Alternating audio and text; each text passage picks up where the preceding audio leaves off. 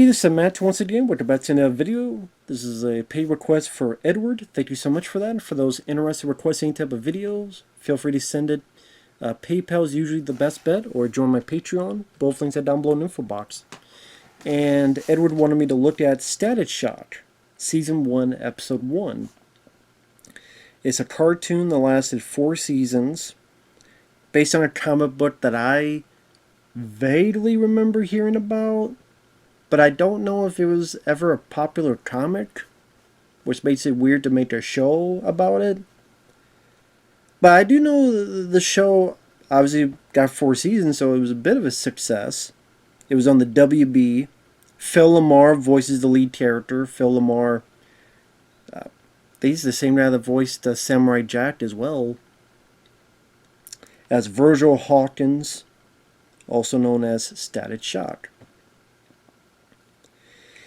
And it's the pilot. It was what it was. Never read the comic, so don't know how faithful it is. I guess when this show was released, it garnered a little bit more attention to the comic book.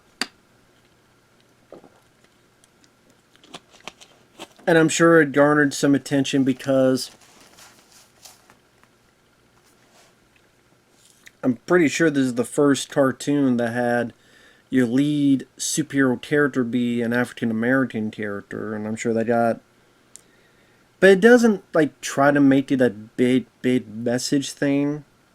But this was done back to the day. It's just just let the story play out.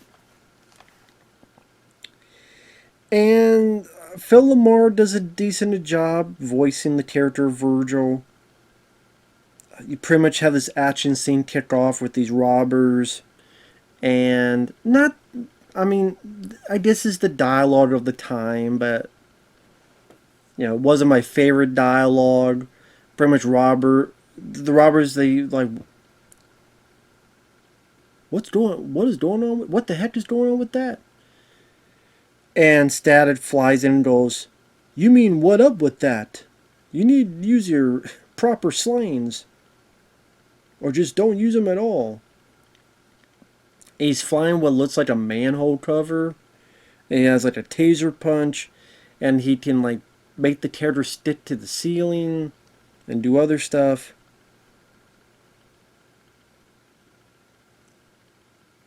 So he has we have this action opening. But then we do a big flashback to how this came to be. So I guess they figure, well, it's a show, it's a pilot, we gotta get the kids' attention, make sure we have an action scene first and foremost, and then we can get into our storytelling. Now granted, as a character, as a show, the origin is kind of meh. I mean, compared to all the other origins, whether it be Batman, Superman, Spider-Man, Iron Man, like various other stuff, it's nothing to run home about. Our lead guy goes to school, has an annoying sister, a dad who's nice but worrisome for his son, but seems nice so far. Seems like their mom has passed away. They don't really go into details of how that happened. Maybe that's something they go into in the future. Has a buddy at school. Of course, there's the girl that he likes at school. And of course, you have the bully who picks on him. Kind of Flash Thompson wannabe. Only he's got this red and blonde hair mixed in. But this other guy, Wade, helps. But it ain't for free. Ain't for free. Pretty much Wade wants our lead character Virgil to join his gang. He's like, well, I don't want to join a gang. Well, you don't want to get beaten up every day? Just there's a point later on where that bullet comes back and beats the hell out of him and gives him this big black eye. And Wade goes, you want to get beaten up every day? You're joining my crew. Pretty much whether you like it or not. You don't roll with me. Just rolling. As he puts it, I'm 14, I'm too skinny to be a Banner. A Dame Banner. I'll be like maybe I didn't mind the line. I'll be like the Boehner Water Boy or something like that. Although I'm listening to something like, does he really sound 14 years old? I mean, there's maybe so much you could do with Phil Lamar voicing it. I'm like, he's not sounding like an old man, but you don't sound 14. That's why I'm like, it took me a few minutes ago. Wait, he's supposed to be 14 years old? He says he's 14. That was a bit hard for me to buy him a 14-year-old, but okay. So he's kind of being pushed and forced to go to this area to see this guy Wade, and pretty much wants to push him into this Dane fight they're going to have with the bullies Dane. And Virgil doesn't want anything to do with it. They're in this junkyard. And thankfully enough, or unthankfully enough, however you want to interpret it, this helicopter comes in and fires at these gang members. Now, granted, I don't remember. It seemed like the helicopter were cops, but it seemed like they fire pretty quickly with with guns and stuff. And what essentially some of these are just kids. So I don't know, they seem a bit trigger happy to me. But it fired because in the junkyard there's all this stuff that gets blown up and this mist, this gas comes out. I guess this gas mutagen that starts changing people. Virgil's able to escape. He got a little bit in his lungs, but he's able to escape while the other people, it's like they're ready to melt and stuff. I mean, not gory, of course, but definitely like the melting thing I didn't expect. Which made it seem more violent than maybe it is for other people. And later on, jump ahead, you find out that some of them, there's nobody there in the junkyard sometime later, so someone came in and cleaned all the mess up. And some of them are probably going to be our potential bad guys. We even see who one of them is the bully, and he can be on fire. I'm sure that character Wade and others, there'll be more villains for our hero to fight later on. Thus have a supervillain gallery, a road gallery. There's not a whole lot of static, of Virgil. Like, there's a little bit of him realizing his powers where he turns on his dad's shaver, electric shaver, when it's not plugged in, and like 2 or 3 other things. But I guess it's 20 minutes. They can't have a whole lot of time to be like, wow, I could do this and I could do this, and him like training. I think that's what bothered me a little bit is he noses it, then he calls his friend, come to the junkyard, then all of a sudden he could do all this stuff.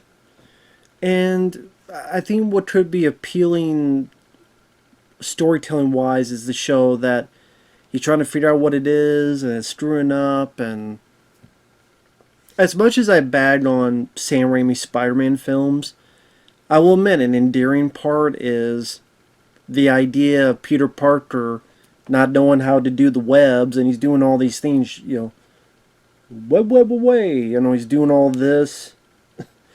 Like, that's endearing, and him trying to swing and not knowing how to do it at first.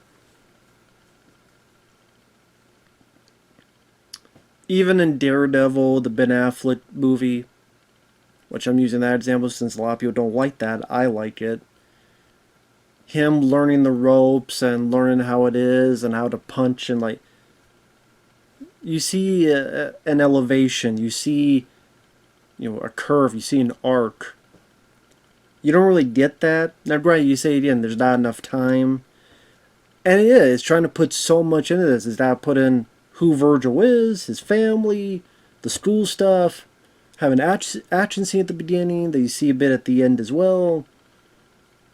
And then the situation he was in, and how he got the powers, and yeah, it's a lot to put into a 20-minute. maybe that's the thing, like this type of thing, it should have been like a 40-minute episode. I think that maybe would have helped matters in terms of developing the characters a bit more. I did developing scenes like him learning his powers. Like, would you have those moments? But granted, you just say that's typical in a trope as well, and that's why we don't have them. But I think that's an endearing one that could really be appealing for the viewer.